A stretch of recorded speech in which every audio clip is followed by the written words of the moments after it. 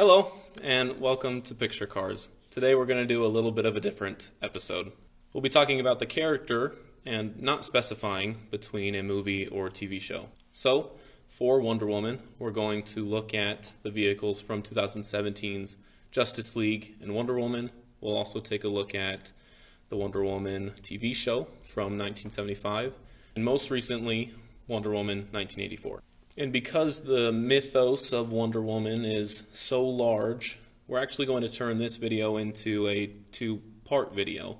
The second one being a more researched video and also bringing in more Wonder Women from the transportation industry. We have 5 vehicles I want to get through in the next several minutes, so let's dive in. With the spread of picture media, directors, overall decision makers, we have a lot of sources for different opinions. Zack Snyder might want one thing for Batman v Superman or Justice League, but Patty Jenkins, on the other hand, might want something else entirely for each of her 2 title movies. For example, I hate the E-Class Cabriolet from Justice League, but I love the Rolls-Royce from Wonder Woman. But we'll get into all that in a second. First, we're going to talk about the 2017 Mercedes-Benz E-Class Cabriolet from Justice League. Following that, I want to bring up the Batman v Superman appearance with the 2015 Alfa Romeo 4C Spider. Third, we'll explore the 1913 Rolls-Royce Silver Ghost in 2017's Wonder Woman, before moving on to Lynda Carter's TV show and Steve Trevor's Plymouth Deluxe. After all of that, we'll finally move on to Wonder Woman 1984 and take a look at a truly immersive car with the Peugeot 504. The reason this one is at the end is obviously for some spoilers, so let's get into it. I'm not a fan of this car at all, but it's the car that Diana Prince herself has spent the most time with on screen in Justice League, so figure let's talk about it first. Now, Justice League was largely a sponsored project by Mercedes-Benz.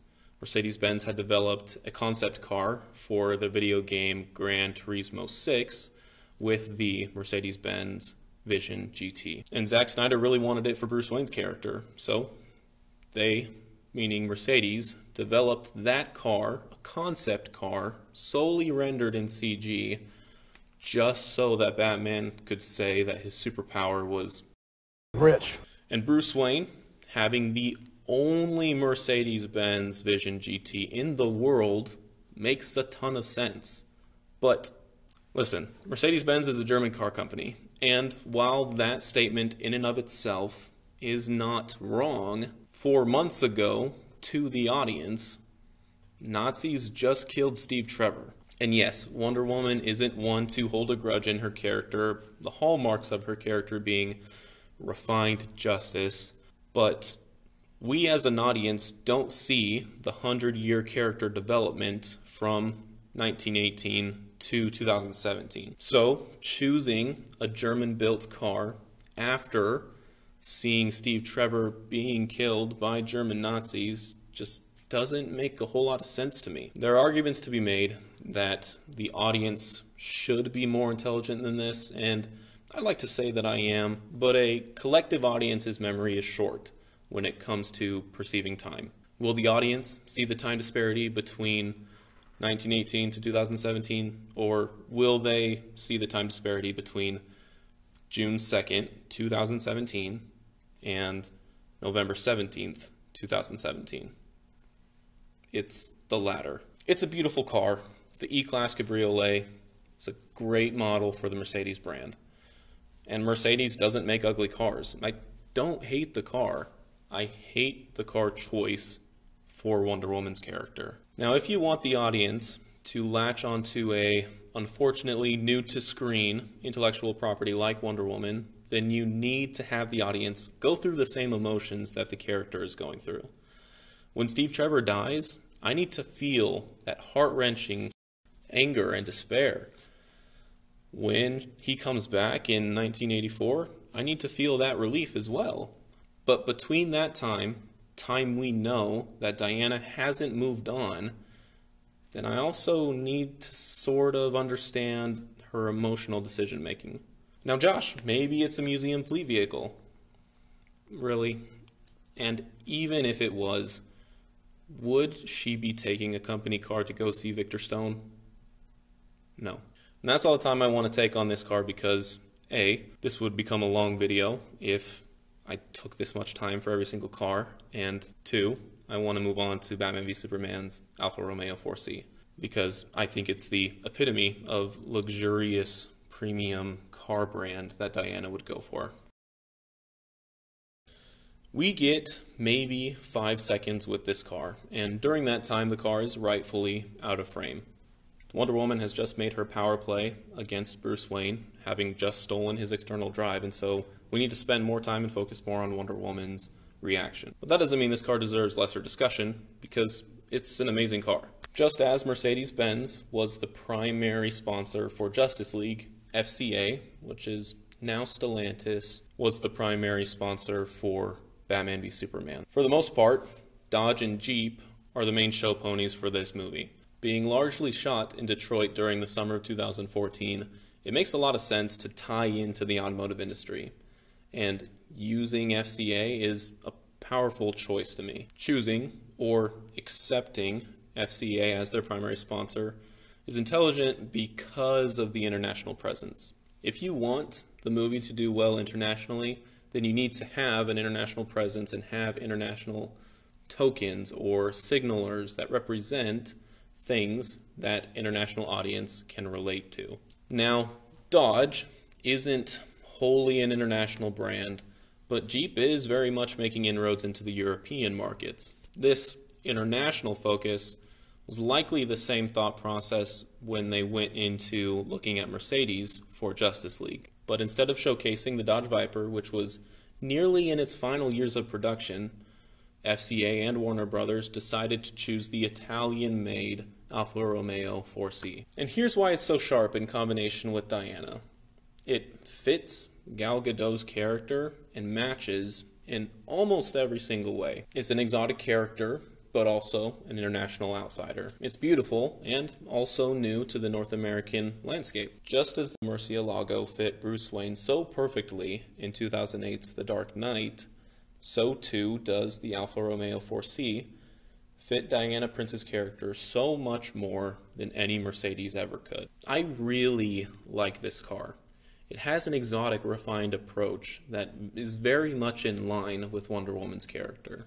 Its modernity isn't overbalanced with techie infotainment or driver assistance systems. It's a car that's meant to be driven, and driven in a sense very separate from playlisted road trips or inexperienced driving. It's a model that caters to the experienced driver because it gives you everything it can underneath the hood without relying on the techie frills that are often found inside of newer sports cars.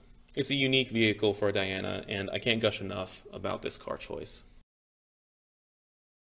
At this point, we're going to shift focus and look at what the team uses as far as vehicles go. The Rolls-Royce Silver Ghost was introduced to us in 2017's Wonder Woman when Eugene Braverock's character, Chief, steals it from a German field so that Samir and Steve Trevor can carry out an infiltration mission. There's some nomenclature that maybe I should clarify, but to many, the Silver Ghost and the 4050 HP are the same thing.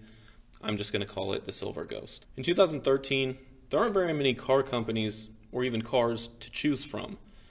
And it is interesting that a British vehicle is even in the field of German high command, but it's actually a really interesting and smart choice that we'll get into later. Rolls-Royce itself as a car company has since evolved and devolved and is now either the motor car company that is owned by BMW or the British-owned Aerospace and Defense Company. In 1918, however, the year setting in which Wonder Woman takes place, Audi, BMW, and Opel were the only car companies in existence that came from Germany, BMW being no more than 2 years old. But again, it's interesting that there was even a British car in that field for Chief to steal. But setting aside the reason for why the car happens to be in Germany, it's vitally important in espionage that those trying to infiltrate another group have ease in their mission. That Chief offered a car that Samir and Steve Trevor would be comfortable with instead of a German car that might have been only 2 years on the market is incredibly intelligent on Chief's part. Chief is much more gifted in this role than the movie clues us into. But why is the car there in the first place? Asked a different way, what is someone at German High Command doing with the Rolls-Royce Silver Ghost? Well, later, we find that this gala isn't solely the military might of Germany, that German high society, German aristocrats, are also in attendance. World War I was fought between 1914 and 1918. This car, a 1913 model, was likely purchased new before the war even began, and was still in use because the concept of buying a new model every year was still in its infancy. So this car had every reason to be at that field, and luckily enough, Chief was able to spot it and steal it for Samir and Steve. Now, the Plymouth Deluxe doesn't have a whole lot to back up why it's on screen. Staff cars are primarily used by senior military personnel, which is what Steve Trevor would be, and the setting of this series is in the middle of World War II's German conflict. There were multiple staff cars in existence during the Second World War, but the P-8 model wasn't one of them. Interestingly enough, however, the P-11 was. Now, there's differences between grille and rear window, so we know what the P-8 looks like in comparison to the P-11, but as to why the P-8 is being used and not the P-11 is beyond me. As is often the case, it was likely the cheaper option, which still also had the same look, in a sense, fooling the audience. Oh, TV series, I wish I could give you more time. If you have more to say about this car, or really any of the cars, go ahead and leave a comment. But we have one more car to get to. With 3 million of these cars being produced at the time of the setting, it's no surprise to see the Peugeot 504 as a taxi in Egypt. Now, I want to take a step aside and say that while there are problematic things about the scene, racism, and other underlying factors, I want to try very hard as a white man to steer clear from that dialogue and leave that to the experts. My dialogue I want to keep centered around the Peugeot 504 and why it's a really immersive car for this scene. Peugeot is an international company founded in France and is actually the other hand to the FCA to PSA handshake that made Stellantis, which I talked about earlier. Now, there are two kinds of cars that could have been used in this scene: a North American car or literally anything else. By 1984, Egypt was importing and even making a lot of their own car market, but their imports weren't largely coming from North American car companies, especially not their taxi vehicles. Often, creative teams just pick the vehicle they like, and typically that's a North American car. So we should definitely give props to the creative team for using a car that is from Egypt's pool. Egypt's history in making and selling cars began in the early 1960s. El Nasser Automotive Manufacturing Company, and I'm very sorry for mispronunciation, used a Fiat-based model to create their cars. So laying breadcrumbs and foreshadowing the merger between Fiat and Peugeot is pretty cool, if largely unintentional. The design of this taxi is in line with literature of the time, which is odd given an apparent disregard for correct period or locational wardrobe design. Otherwise, I'd like to talk more about this topic. The 504 works well for this narrative scene and allows me and my demographic to suspend my disbelief and believe that I'm in Egypt, even though it was filmed in the Andalusia ranges of Spain. But this scene is unfortunately problematic, and I'd like not to be another white male voice just covering up and masking the outcry. It should be talked about more, but not by me. At this point, I want to tease the continuation of this video. Wonder Woman has a certain jet throughout her lore that gets introduced in Wonder Woman 84. And I really wish I could talk about this vehicle, the Panavia Tornado, but I don't know this world. And so I invited some Wonder Women in the aerospace industry to talk about this plane, as well as from the automotive industry to give their take on the vehicles that we've seen so far. Again, this is just a little tease. It may not be next month's video, but it is coming. There are so many creative teams to discuss here. Gal Gadot alone has 2 directors across 3 different time periods. Lynda Carter, on the other hand, spent a lot more time stopping and lifting up cars instead of driving them, unfortunately. But I encourage you to take a deeper dive into any of these Wonder Woman iterations, especially in the TV show. Each car itself could be its own Picture Cars episode. But since I'm doing this myself, for the most part, I'm going to talk about the cars that I can and let other people talk about the cars that I can't. Thanks for watching.